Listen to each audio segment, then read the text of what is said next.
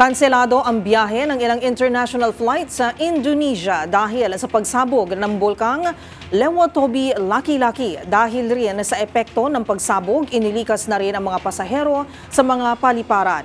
Yan at ang iba pang mga napapanahong balita mula sa iba't ibang panig ng mundo sa loob ng isang minuto sa Global Headlines Report ni James Galange.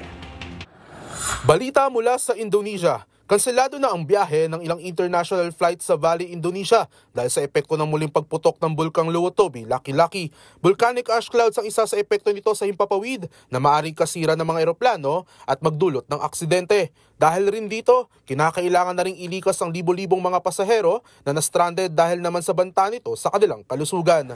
Samantala, balita naman mula sa New Zealand, planong limitahan ng gobyerno nito ang mga online casino gambling at ipagbawal ang mga online advertisements na maaaring ma-access ng mga bata bilang bahagi na kalang hakbang para makontrol ang mabilis na paglago ng sektor.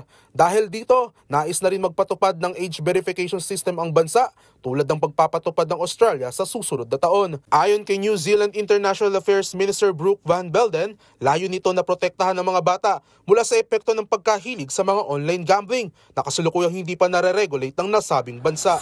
At yan ang isang minutong hatid ang mga pinakamaiinit at napapanong balita sa iba't ibang panig ng mundo. Para sa MBC TV Network News, ito si James Galange, una sa Pilipinas, una sa Pilipino.